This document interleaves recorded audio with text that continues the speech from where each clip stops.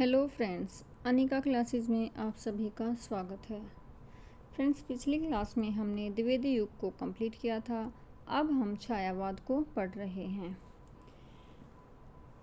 पहले पढ़ेंगे हम छायावाद की शुरुआत कब से मानी, किसने शुरुआत की थी। तो जो छायावाद माना गया है वो 1918 से 1936 ईस्वी तक माना गया है। हिंदी साहित्य में छायावाद शब्द का प्रथम लिखित प्रयोग मुकुटधर पांडे द्वारा किया गया था। किसके द्वारा किया गया? मुकुटधर पांडे के द्वारा किया गया। मुकुटधर पांडे ने सन 1920 ईस्वी में जबलपुर से प्रकाशित होने वाली पत्रिका श्री शारदा, देखो पत्रिका का नाम है श्री शारदा, और कहाँ से प्रकाशित होती है? जबलपुर से प्रकाशित होती है। श्री शारदा में हिंदी में छायावाद शीर्षक लेख 4 किस्तों में लिखकर छायावाद की आरंभिक विवेचना की। मुकुटधर पांडे ने अपने लेख में छायावाद की 5 विशेषताओं का उल्लेख किया है। कितनी विशेषताओं का उल्लेख किया? 5 का। कौन कौन सी हैं? व्यक्तिकता, स्वातंत्र चेतना, रहस्यवादिता, शैलीगत विशिष्ट और अस्पष्टता।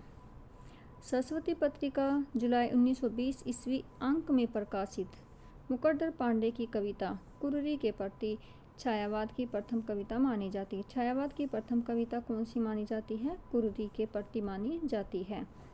रामचंद्र शुक्ल ने मुकुटधर पांडे को छायावाद का प्रवर्तक स्वीकार किया है। किसने माना है छायावाद का प्रवर्तक मुकुटधर पांडे को? रामचंद्र शुक्ल ने। और किसको माना था? मैथिली शरण गुप्त। इन दोनों को छायावाद का प्रवर्तक माना। मुकुटधर पांडे ने आंसू, उद्गार, प्रेम बंधन, पूजा फल, कानन कुसुम आदि रचनाएं लिखी। कौन कौन सी रचनाएं थी मुकुटधर पांडे की? आंसू, उद्गार, प्रेम बंधन, पूजा फल, कानन कुसुम आदि। मुकुटधर पांडे और लोचन प्रसाद पांडे के छोटे भाई थे। दोनों भाइयों को पांडे बंधु के नाम से भी जाना जाता। पूछा जा सकता पांडे बंधु के नाम से किस किस को जाना जाता है? मुकुटधर पांडे और लोचन प्रसाद पांडे को। लोचन प्रसाद पांडे ने ही हिंदी गीति काव्य शब्द का हिंदी में सर्वप्रथम प्रयोग किया था। तो पूछ ले, गीति काव्य शब्द का हिंदी में सर्वप्रथम प्रयोग किसने किया? लोचन प्रसाद पांडे ने किया। छायावाद के संबंध में सन 1920 ईस्वी में सरस्वती पत्रिका में सुशील कुमार कर्त एक संवादात्मक लेख छपा। हिंदी में छायावाद लेख किसने छापा? सुशील कुमार ने। और कौन सी पत्रिका में छापा? सरस्वती पत्रिका में छापा। इस संवाद में कितने लोग शामिल हुए? 4। कौन कौन से? सुशीला देवी, हरिकिशोर बाबू, सुमित्रानंदन पंत एवं चित्रकार रमेश जोशी ने हिस्सा लिया। अब है छायावाद के प्रवर्तक और प्रस्तोता, यानी कि जो छायावाद के प्रवर्तक हैं किसने किसको माना है कि कौन छायावाद का प्रवर्तक है? मैथिली शरण गुप्त और मुकुटधर पांडे को किसने माना? रामचंद्र शुक्ल ने। इन दोनों को छायावाद का प्रवर्तक माना। सुमित्रानंदन पंत को नंदुलारी वाजपेयी ने माना। जयशंकर प्रसाद को इलाचंद्र जोशी ने माना। माखनलाल चतुर्वेदी को प्रभाकर माचवी ने प्रवर्तक माना। नेक्स्ट है, अब पढ़ रहे हैं हम छायावाद के जो कवि चतुष्ट है, वरहत्तरी और लघुत्तरी कौन कौन से माने गए हैं। ये कवि चतुष्ट में कौन कौन से आते हैं? जयशंकर प्रसाद, पंत, निराला और महादेवी वर्मा, ये चारों कवि चतुष्ट में आते हैं। जयशंकर प्रसाद पर शैव दर्शन का प्रभाव था। सुमित्रानंदन पंत पर अरविंद दर्शन का, सूर्यकांत त्रिपाठी निराला पर अद्वैत वेदांत का और महादेवी वर्मा पर बौद्ध दर्शन का प्रभाव था। ये चारों कवि चतुष्ट की श्रेणी में आते हैं। अब वरहत्तरी में कौन कौन से आते हैं? प्रसाद, पंत और निराला। प्रसाद, पंत, निराला वरहत्तरी में आते हैं। लघुत्तरी में महादेवी वर्मा, रामकुमार वर्मा, भगवती चरण वर्मा, तीनों वर्मा लघुत्तरी में आते हैं। नेक्स्ट है, अब हम नेक्स्ट करेंगे। अब हम छायावाद के कवियों को पढ़ेंगे। शुरुआत है जयशंकर प्रसाद से। जयशंकर प्रसाद, इनका जन्म 1889 में और 1937 में मृत्यु हुई थी। जयशंकर प्रसाद आरंभ में कलाधर उपनाम से ब्रज भाषा में कविताएं लिखते थे। ब्रज भाषा में किस नाम से कविताएं लिखते थे? कलाधर उपनाम से कविताएं लिखते थे। बाल्यकाल का नाम था इनका झारखंडी। जयशंकर प्रसाद के बचपन का जो नाम था वो क्या था? झारखंडी था। पहली कविता सावन पंचक कलाधर उपनाम से 1906 में भारतेंदु पत्रिका में छपी। जयशंकर प्रसाद की पहली कविता कौन सी है? सावन पंचक है। किस नाम से लिखी? कलाधर उपनाम से लिखी। कब लिखी? 1906 में। कौन सी पत्रिका में छपी? भारतेंदु पत्रिका में छपी। जयशंकर प्रसाद की पहली पुस्तक उर्वशी क्या है? एक गद्य पद चंपू काव्य है। कानन कुसुम खड़ी बोली में जयशंकर प्रसाद का पहला काव्य संग्रह है। जयशंकर प्रसाद का पहला काव्य संग्रह कौन सा है? कानन कुसुम है। और कौन सी भाषा में है? खड़ी बोली में है।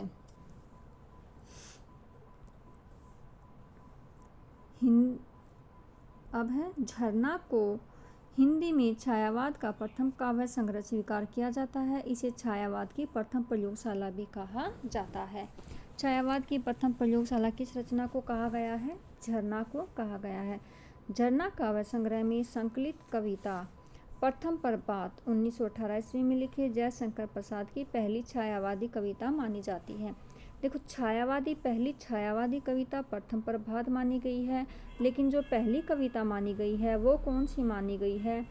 सावन पंचक मानी गई है। सावन पंचक पहली कविता सावन पंचक है। और जो पहली छायावादी कविता है वो है प्रथम प्रभात। चित्राधार जयशंकर प्रसाद की ब्रज भाषा की कविताओं का संकलन है। जो चित्राधार है वो किस भाषा में लिखी गई है? ब्रज भाषा में लिखी गई है। चित्राधार में एक साथ 10 रचनाओं का संकलन हुआ है। चित्राधार में एक साथ कितनी रचनाओं का संकलन हुआ है? 10 रचनाओं का संकलन हुआ है।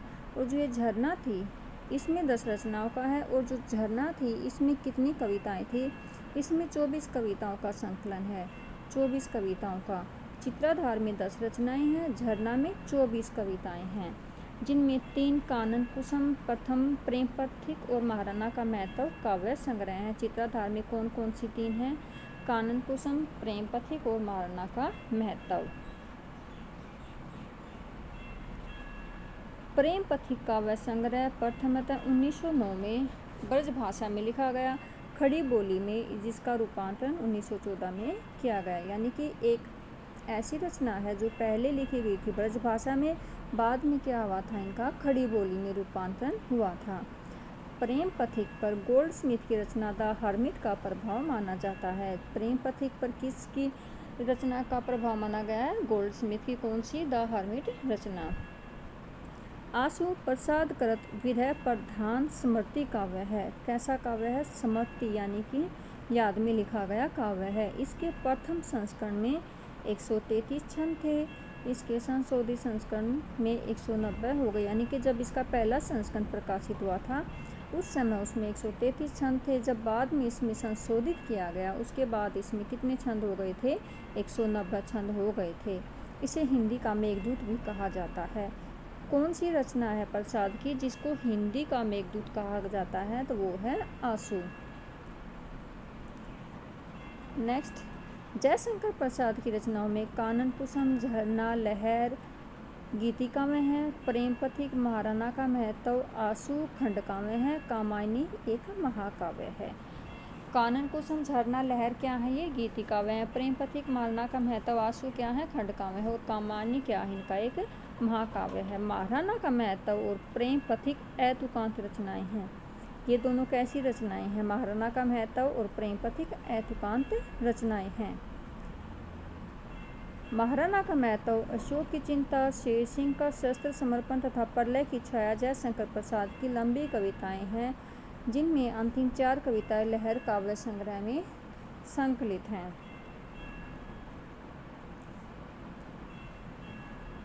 नेक्स्ट है अब जयशंकर प्रसाद का जो महाकाव्य है कामायनी, जिससे बहुत ज़्यादा क्वेश्चन बनते हैं। कामायनी ये 1935 ईस्वी में लिखा गया था। कामायनी जयशंकर प्रसाद की महाकाव्यात्मक रचना है। महाकाव्यात्मक रचना है। एक मिनट।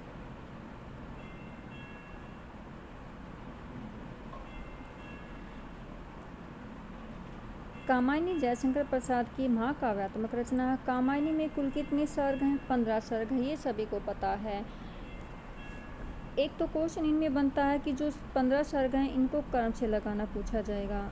एक क्वेश्चन पूछ लिया जाता है, जैसे कि पिछले साल नेट के एग्जाम में पूछा गया था कि 3 सर्ग देके इसके बाद वाला सर्ग पूछ लिया गया, इसके बाद कौन सा सर्ग आएगा, या फिर ऐसे भी पूछ सकता 3 देके इनसे पहले वाला सर्ग भी पूछ सकते हैं। तो कामायनी में 15 सर्ग हैं। कौन कौन से हैं? चिंता, आशा, श्रद्धा, काम, वासना, लज्जा, कर्म, ईड़ा, ईशा, सौपन, संघर्ष, निर्वेद, दर्शन, रहस्य और आनंद।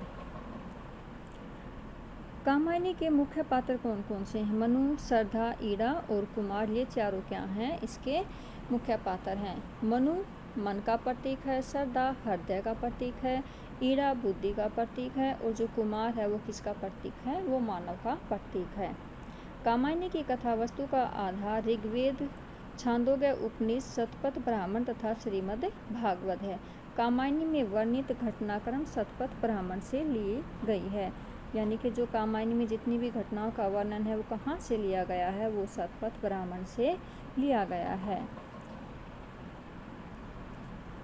कामायनी में प्रसाद ने मूल मनोभावों का पात्रों में रूपांतरण कर प्रथम पुरुष मनु, प्रथम स्त्री श्रद्धा की कथा के जरिए मनुष्य के संपूर्ण अस्तित्व की कथा प्रकारांत से कह दी है। कामायनी में स्त्री व पुरुष की संरचना समझते हुए सृष्टि के विकास में उसका योगदान संघर्ष से प्रेम के संयोग से उपजे आनंद के आधार पर माना गया है। इसमें प्रतिभिज्ञा दर्शन, अरविंद दर्शन, गांधीवाद का प्रभाव भी दिखाई देता है। वैसे जयशंकर प्रसाद पर किस दर्शन का प्रभाव है? शैव दर्शन का प्रभाव है। कामायनी में मुख्य रूप से शांत रस, निर्वेद रस तथा मुख्य छंद के रूप में ताटक छंद का प्रयोग किया गया। किस छंद का प्रयोग हुआ है? ताटक छंद का प्रयोग हुआ है। कामायनी में बुद्धिवाद के विरोध में हृदय तत्व की प्रतिष्ठा करते हुए कवि ने शैव दर्शन के आनंदवाद को जीवन की पूर्ण उत्कर्ष का साधन स्वीकार किया है। अब है कामायनी के संबंध में विभिन्न विद्वानों के मत हैं। किस विद्वान ने कौन से मत दिए हैं? सबसे पहले है मानवता का रसात्मक इतिहास। कामायनी को मानवता का रसात्मक इतिहास किसने कहा? नंद दुलारी वाजपेयी ने कहा। छायावाद का उपनिषद किसने कहा? शांता प्रिय द्विवेदी ने क्या कहा? मानव चेतना के विकास का महाकाव्य किसने कहा? मानव चेतना के विकास का महाकाव्य किसने कहा? डॉक्टर नगेंद्र ने। आधुनिक सभ्यता का प्रतिनिधि महाकाव्य किसने कहा? नामवर सिंह ने। रहस्यवाद का पहला महाकाव्य सूर्यकांत त्रिपाठी निराला ने कहा। मानवता का रसात्मक इतिहास नंद दुलारी वाजपेयी। छायावाद का उपनिषद शांति प्रिय द्विवेदी ने कहा। मानव चेतना के विकास का महाकाव्य डॉक्टर नगेंद्र ने कहा। आधुनिक सभ्यता का प्रतिनिधि महाकाव्य नामवर सिंह ने कहा। रहस्यवाद का पहला महाकाव्य सूर्यकांत त्रिपाठी निराला ने कहा। और निराला ने रहस्यवाद का पहला महाकाव्य किस पत्रिका में कहा था? सुधा पत्रिका में कहा था। अब है सूर्यकांत त्रिपाठी निराला।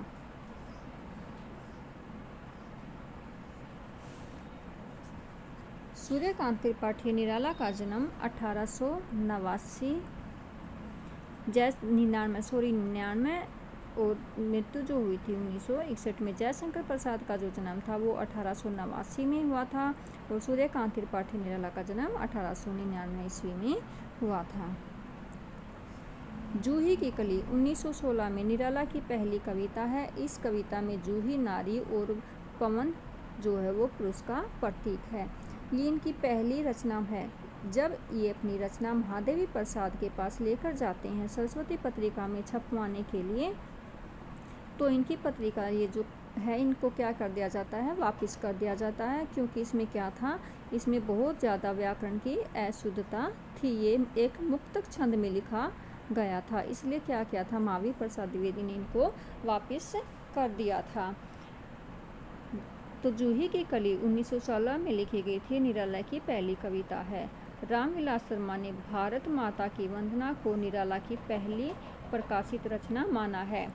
वैसे तो जूही की कली माना है, लेकिन जो रामविलास शर्मा है इसने निराला की कौन सी रचना मानी है? भारत माता की वंदना को पहली रचना माना है। निराला को छायावाद का शलाका पुरुष भी कहा जाता है। छायावाद का शलाका पुरुष किसको कहा जाता है? निराला को। निराला को हिंदी में मुक्त छंद का प्रवर्तक माना जाता है। मुक्त छंद को रबर या केचुआ छंद भी कहते हैं। निराला ने कवित्व को हिंदी का जातीय छंद कहा है। हिंदी का जातीय छंद निराला ने किसको कहा है? कवित्व को कहा है।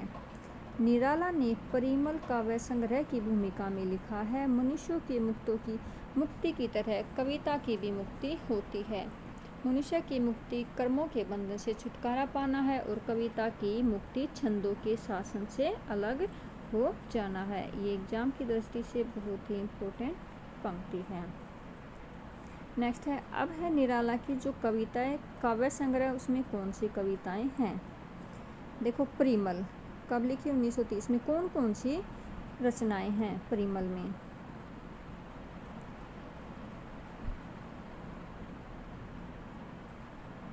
जूही की कली, अधिवास, पंचवटी प्रसंग, संध्या सुंदरी, बादल राग, विधवा और भिक्षुक, ये किस में है? ये परिमल में है।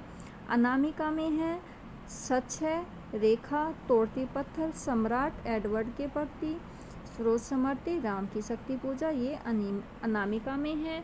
और जो लंबी कविताएं हैं वो कौन सी हैं? यमुना के प्रति, बादल राग, पंचवटी प्रसंग, रोज समर्ती, शिवाजी का पत्र और राम की शक्ति पूजा, ये क्या है? ये लंबी कविताएं हैं। निराला को ओज, औदात्य तथा विद्रोह का कवि माना जाता है। निराला को एककुंठ, वैश्यक, श्रृंगार दृष्टि तथा तृप्ति का कवि भी कहा जाता है, क्योंकि निराला ने जो जितनी भी रचनाएं की थी वो क्या थी? मुक्तक छंद में की थी। निराला के भक्ति भाव से पूर्ण गीत अनिमा में संकलित है, यानी कि जो निराला के जो भक्ति भाव के गीत हैं वो किस में संकलित हैं? वो अनिमा में संकलित हैं। तुलसीदास 101 छंदों में लिखित खंड काव्य है। तुलसीदास कैसा काव्य है? खंड काव्य है। किसने छंद लिखे हैं इसमें? 101 छंद हैं, जिसमें कवि तुलसी के ग्रह त्याग तप की घटना का वर्णन है। तुलसीदास में क्या था? कवि तुलसीदास के ग्रह तप और त्याग की घटना का वर्णन है। निराला की कुकुरमुता, गरम पकौड़ी, तोड़ती पत्थर, भिक्षुक और प्रगतिवादी भावधारा की कविताएं हैं। प्रगतिवादी भावधारा की कविताएं कौन कौन सी हैं? कुकुरमुता है, गरम पकौड़ी, तोड़ती पत्थर, भिक्षुक आदि प्रगति भावधारा की कविताएं हैं। निराला द्वारा लिखित सरोज समर्ती उनकी पुत्री सरोज की असमय मृत्यु पर लिखा गया शोक गीत है। इसको क्या कहा गया है? संसार का सर्वाधिक शोक गीत भी कहा गया है। राम की शक्ति पूजा का मूल स्रोत कृत्तिवास का बांग्ला रामायण है। राम की शक्ति पूजा कविता निराला और छायावाद की अनंतम उपलब्धि है। गीतिका काव्य संग्रह की भूमिका जयशंकर प्रसाद ने लिखी थी। गीतिका जो काव्य संग्रह निराला का, उसकी भूमिका किसने लिखी थी? जयशंकर प्रसाद ने लिखी थी। निराला के काव्य संग्रह अर्चना, आराधना, गीत गुंज में गे तत्व की प्रधानता मानी जाती है। काव्य संग्रह कौन कौन से हैं? अर्चना है, आराधना है, गीत गुंज है। और इन तीनों में किसकी प्रधानता है? इन तीनों में गे तत्व की प्रधानता है। अनिमा, अर्चना, आराधना काव्य संग्रह से निराला ने स्वानुभूति पर गीत लिखे हैं। साथ ही विजय लक्ष्मी पंडित, संत रविदास, प्रसाद जी, महात्मा बुद्ध आदि विविध क्षेत्रों के व्यक्तित्वों पर कविताएं भी लिखी हैं। तो जो स्वानुभूति पर गीत लिखे हैं वो किस में हैं? अनिमा, अर्चना, आराधना काव्य संग्रह में लिखे गए हैं। निराला ने प्रयोग हेतु कुछ गजलें भी लिखी, जिनका संकलन बेला काव्य संग्रह है। जो गजलें हैं, गजलों का संकलन किस रचना में है? बेला काव्य संग्रह में। दलितों के दुख, पीड़ा और उनकी हीन दीन दशा का वर्णन नए पत्ते में है। इनकी दशा का वर्णन किस में किया गया है? नए पत्ते में किया गया है।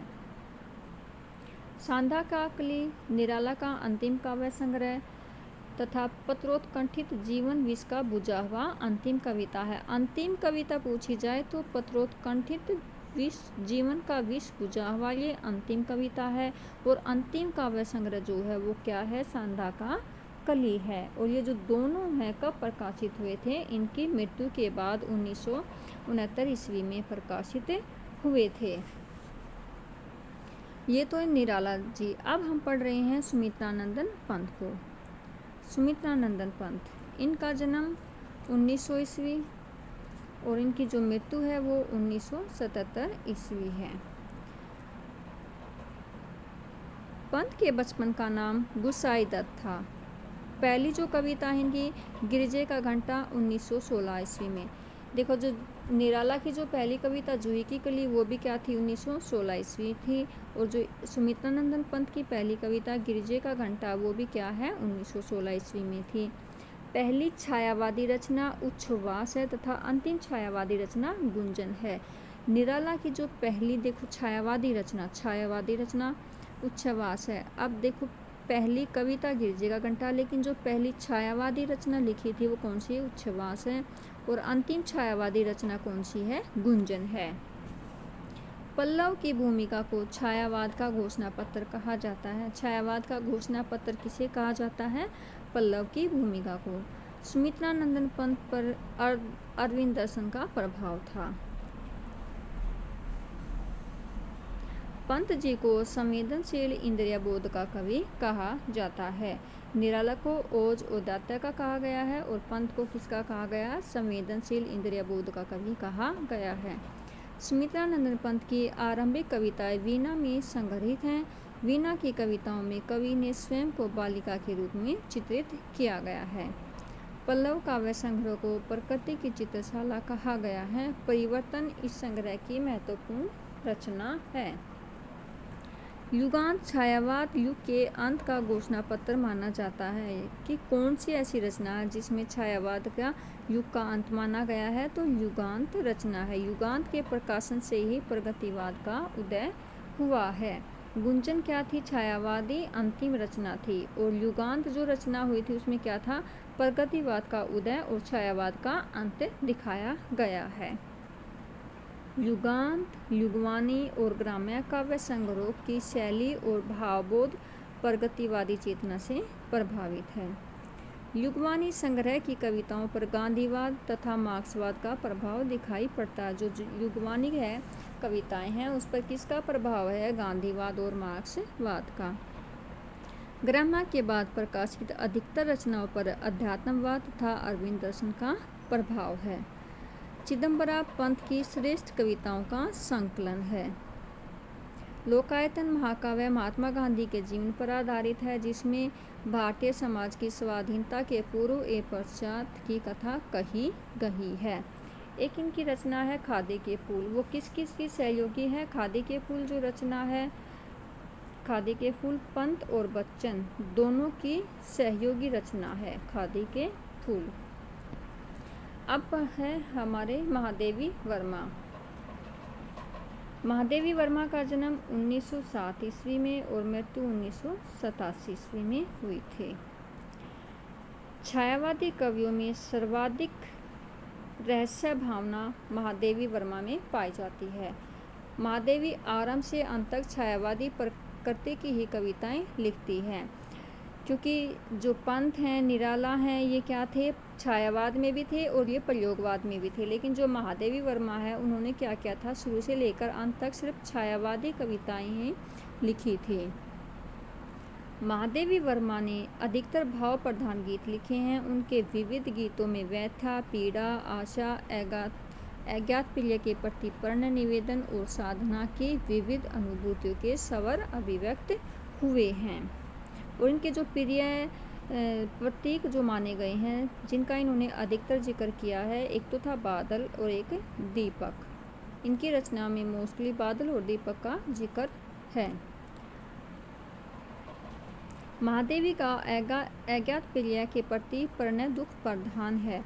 महादेवी वर्मा की रचना यामा में निहार, रश्मि, नीरजा तथा संध्या गीत के महत्वपूर्ण गीतों का संकलन है। यानी कि जो यामा रचना है उसमें कौन कौन सी कविताएं हैं, निहार, रश्मि, नीरजा और जो संध्या गीत है उनके गीतों का संकलन किया गया है। महादेवी वर्मा को आधुनिक युग की मीरा कहा जाता है। हिंदी के विशाल मंदिर की वीणा पाणी की भी संज्ञा दी गई है।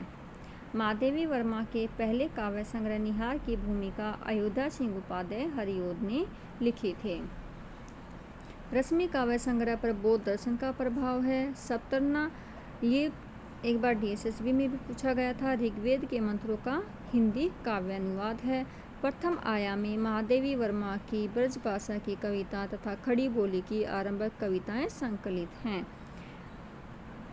अब महादेवी वर्मा की जो यामा रचना है, इस पर इनको क्या मिला था? एक तो इनको ज्ञानपीठ पुरस्कार मिला था। कब मिला था? 1982 ईस्वी में मिला था। एक इनको इसी रचना पर मंगला प्रसाद पारितोषिक पुरस्कार मिला था। ये मिला था 1944 ईस्वी में मिला था। और जो इनकी एक रचना है नीरजा रचना, इन पर इनको भी पुरस्कार मिला था। इन नीरजा इस पर मिला था शेक्सपियरिया पुरस्कार मिला था 1934 ईस्वी में मिला था। ये पुरस्कार भी याद करने जरूरी है, किस रचना पर कौन सा पुरस्कार मिला था। ये तो थे छायावाद के महत्वपूर्ण कवि। अब हम पढ़ेंगे उत्तर छायावाद, यानी कि इनसे भी अलग छायावाद से हटकर उत्तर छायावाद जो कवि थे, कौन से थे? ऐसे कवि, थोड़ा सा जूम कर लेते हैं। उत्तर छायावाद, इसमें कौन से कवि थे? ऐसे कवि जिन्होंने काव्य लेखन छायावादी युग से आरंभ किया था तथा जो आगे भी लिखते रहे, यानी कि छायावाद युग खत्म होने के बाद भी रचनाएं करते रहे, किंतु उनका लेखन न तो विशुद्ध छायावादी प्रवृत्ति का रहा और न ही विशुद्ध प्रगतिवादी धारा का। ऐसे कवियों का विवेचन राम स्वरूप चतुर्वेदी तथा डॉक्टर बच्चन सिंह ने अपने इतिहास में क्रमशः उत्तर छायावाद तथा उत्तर स्वच्छंदतावाद युग का नाम से दिया। यानी कि जो कवि थे वे ना तो छायावाद में ही माने गए और ना ही प्रगतिवाद में माने गए। डॉक्टर नगेंद्र ने अपने इतिहास में ऐसे कवियों की काव्य धाराओं को राष्ट्रीय सांस्कृतिक काव्य धारा तथा प्रेम और मस्ती का काव्य नाम दिया। राष्ट्रीय सांस्कृतिक काव्य धारा प्रेम और मस्ती का नाम दिया। इस विभाजन ये रहने दो। अब देखो कौन कौन से थे उत्तर छायावाद में, कौन कौन से कवि आते हैं। पहले हैं माखनलाल चतुर्वेदी। इनका जन्म 1889 से 1968। इनकी रचनाएं कौन कौन सी हैं? हिम किरीटनी, हिम तरंगिनी, माता समर्पण, युगचरण, वेणु लोक गुंजे धरा, मरण जवार और ध्रुव वल्लय। नेक्स्ट कवि हैं सियाराम शरणगुप्त, मौर्य विजय, अनाथ, दुर्वादल, विषाद, आर्द्रा, पाथे, मरणमयी, बापू, उन्मुक्त, दैनिकी, नकुल और आत्मोत्सर्ग।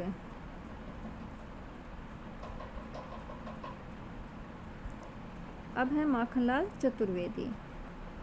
माखनलाल चतुर्वेदी को एक भारतीय आत्मा उपनाम से प्रसिद्ध है, यानी कि इनको किस नाम से जाना जाता है? एक भारतीय आत्मा के नाम से भी जाना जाता है। कैदी और कोकिला, पुष्प की अभिलाषा, माखनलाल चतुर्वेदी की क्या है? अत्यंत प्रसिद्ध कविताएं हैं। रामधारी सिंह दिनकर, ये भी क्या है? उत्तर छायावाद में आते हैं। रामधारी सिंह दिनकर को अनल का कवि नाम से भी प्रसिद्ध हैं। दिनकर को मुख्यतः समय सूर्य, अधैर्य का कवि, आवेश का कवि भी कहा जाता है। दिनकर ने स्वयं को मैथिली चंद्रगुप्त की तुलना में महज डिप्टी राष्ट्र कवि कहा है। मैथिली चंद्रगुप्त क्या थे? राष्ट्र कवि थे और इन्होंने इनकी तुलना में क्या किया है? खुद को डिप्टी राष्ट्र कवि मान लिया। रश्मिरथी महाभारत के पात्र कर्ण के जीवन को आधार बनाकर लिखी गई। जनतंत्र का जन्म शीर्षक कविता में लिखा है, सिंहासन खाली करो की जनता आती है। ये पूछ लिया जाता है कि ये पंक्ति किस कवि की है? ये दिनकर की हैं। दिनकर की आरंभिक रचनाएं रेणुका, हुंकार को लेकर तत्कालीन अंग्रेजी सरकार ने दिनकर से क्या था? स्पष्टीकरण मांगा था। कुरुक्षेत्र की कथा वस्तु महाभारत के शांति पर्व से प्रभावित है। यह रचना मूलतः महाभारत के भीष्म और युधिष्ठिर संवाद पर आधारित है। जो कुरुक्षेत्र रचना है वो किसके संवाद पर आधारित है? भीष्म और युधिष्ठिर के संवाद पर आधारित है। उर्वशी में पूर्वा और उर्वशी के प्रेम के चित्रण पर आधारित है। परशुराम की प्रतिज्ञा भारत चीन युद्ध को आधार बनाकर लिखी गई रचना है। रामधारी सिंह दिनकर राष्ट्रीय जागरण तथा भारतीय संस्कृति का कवि के रूप में स्वीकृत हैं। यानी कि इन्होंने खुद को क्या कहा? डिप्टी राष्ट्रीय कवि कहा और राष्ट्रीय जागरण और भारतीय संस्कृति के कवि के रूप में भी क्या है, ये स्वीकृत हैं। अब और अन्य कौन से कवि हैं? सियाराम शरण गुप्त मैथिली शरण गुप्त के अनुज यानी कि छोटे भाई। सियाराम शरण गुप्त कौन है? मैथिली शरण गुप्त के छोटे भाई हैं। सियाराम शरण गुप्त की प्रथम कविता 1910 ईस्वी में इंदु पत्रिका में प्रकाशित हुई थी। इनका प्रथम काव्य संग्रह मौर्य विजय 1914 ईस्वी में प्रकाशित हुआ। बालकृष्ण शर्मा नवीन क्या है? इनका उपनाम है, नाम से कविता लिखते थे। इनका प्रथम काव्य संग्रह कुमकुम है। बालकृष्ण शर्मा का जो प्रथम काव्य संग्रह है वो कौन सा है? कुमकुम है। जलियांवाला बाग, झांसी की रानी, झंडे की इज्जत तथा स्वदेश के प्रति आदि सुभद्रा कुमारी चौहान की महत्वपूर्ण कविताएं हैं।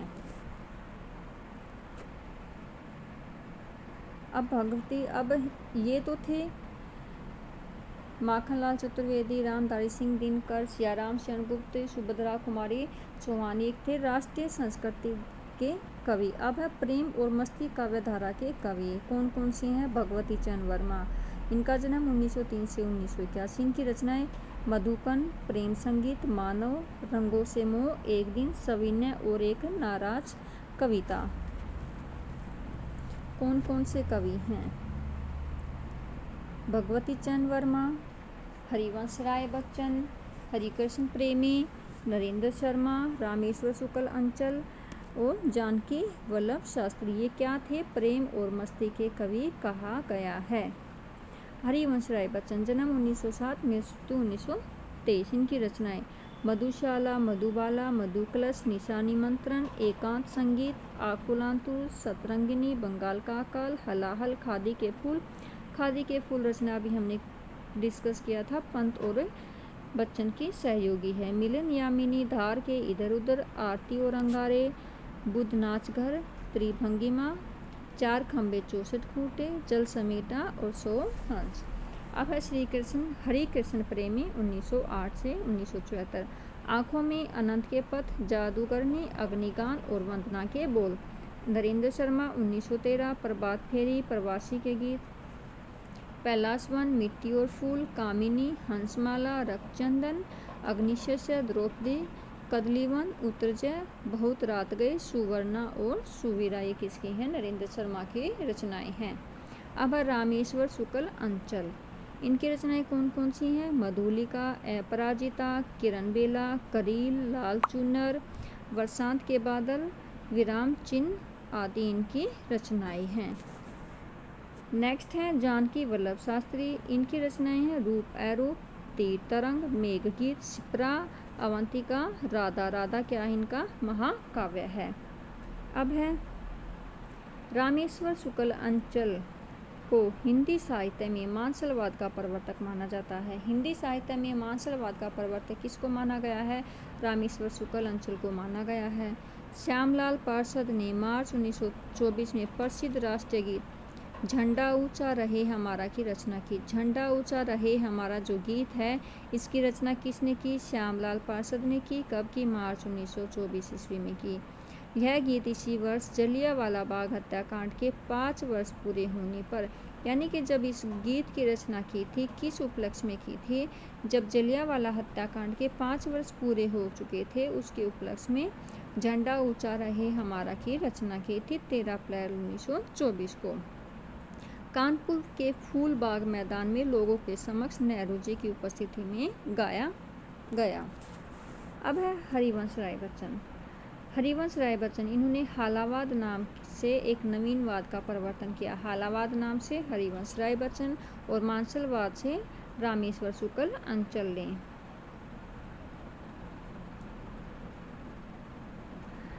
अब है हरिवंश राय बच्चन पर उमर खयाम की रुबाइयों का गहरा प्रभाव पड़ा, जिससे प्रेरित होकर उन्हें मधुशाला, मधुबाला, मधुकलश की रचना की। यानी कि इन तीनों की रचनाएं किससे प्रेरित होकर की थी? उमर खयाम की रुबाइयों से प्रभावित होकर की थी। हरिवंश राय बच्चन को हिंदी का बायरन भी कहा जाता है। हिंदी का बायरन किसको कहा जाता है? हरिवंश राय बच्चन को। खादी के फूल सुमित्रा नंदन पंत तथा हरिवंश राय बच्चन की संयुक्त रूप से लिखित रचना है। डॉक्टर हेतु भारद्वाज ने हालावादी काव्य को सही रोमांस और कुंठा का काव्य कहा है। जो हालावादी काव्य है जिसको बच्चन सिंह ने नाम दिया था, तो इनको सई, रोमांस और कुंठा का काव्य किसने कहा? डॉक्टर भारद्वाज ने कहा। ये थे हमारे उत्तर छायावाद के कवि। इसमें कौन कौन से कवि आते हैं और कौन सी रचनाएं हैं। अब हम पढ़ेंगे छायावाद के जो महत्वपूर्ण कवि हैं उनकी कौन कौन सी रचनाएं हैं। ये सबसे पहले पढ़ेंगे हम जयशंकर प्रसाद की रचनाएं। उर्वशी, वनमिलन, प्रेमराजय, अयोध्या का उद्धार, शोकोच्छ्वास, वरभुवाहन, कानन कुसुम, प्रेम पथिक, महाराणा का महत्व, चित्राधार, झरना, आंसू लहर, कामायनी। ये क्या है? जयशंकर प्रसाद की रचनाएं हैं। महाराणा का महत्व है, ये क्या है? एक लंबी कविता माना गया। चित्राधार क्या थी? हमने पढ़ा था ब्रज भाषा में लिखी गई, कलाधार उपनाम से लिखी गई रचना है। कानन कुसुम इनकी खड़ी बोली कविताओं का प्रथम संग्रह है। अब है सूर्यकांत त्रिपाठी निराला। निराला की रचनाएं हैं। अनामिका ये क्या है? काव्य संग्रह है। परिमल भी काव्य संग्रह। गीतिका, तुलसीदास, कुकुरमुता, अनिमा, बेला, नए पत्ते, अर्चना, आराधना, गीत कुंज और सांदा का कली। कुकुरमुता रचना क्या है? कुकुरमुता रचना क्या है? इनकी एक सशक्त रचना है। इसमें क्या है? सर्वहारा वर्ग पर इन्होंने क्या किया है? व्यंग किया। ये एक प्रकार की व्यंग परक रचना है। इसमें गुलाब को जो माना गया है, इसको पूंजीपति का प्रतीक माना गया है। पूंजीपति का प्रतीक माना गया है। कुकुरमुता जो है उसको किसका प्रतीक माना गया है? सर्वहारा वर्ग का प्रतीक माना गया है। तुलसीदास में हमने पढ़ा था, ये क्या था? तुलसी के जीवन पर लिखी गई रचना है। नेक्स्ट है सुमित्रानंदन पंत। पंत की रचनाएं छायावादी। पहले पंत की जो छायावादी रचनाएं कौन कौन सी? उच्छ्वास, ग्रंथि, वीणा, पल्लव और गुंजन। ये क्या है? ये पांचों छायावादी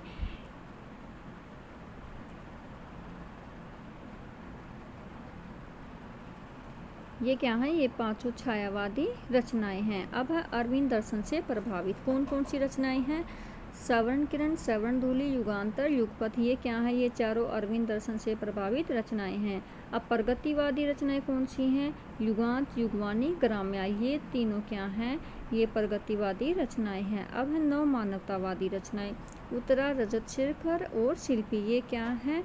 नव मानवतावादी रचनाएं हैं। अतिमा, सौवर्ण, वाणी, कला और बूढ़ा चांद, लोकायतन, पुरुषोत्तम, चिदंबरा, सत्यकाम।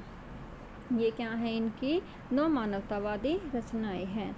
अब देखो इनकी जो सुमित्रानंदन पंत हैं, ये क्या है? इनको पद्म भूषण से स्वीकारा गया था।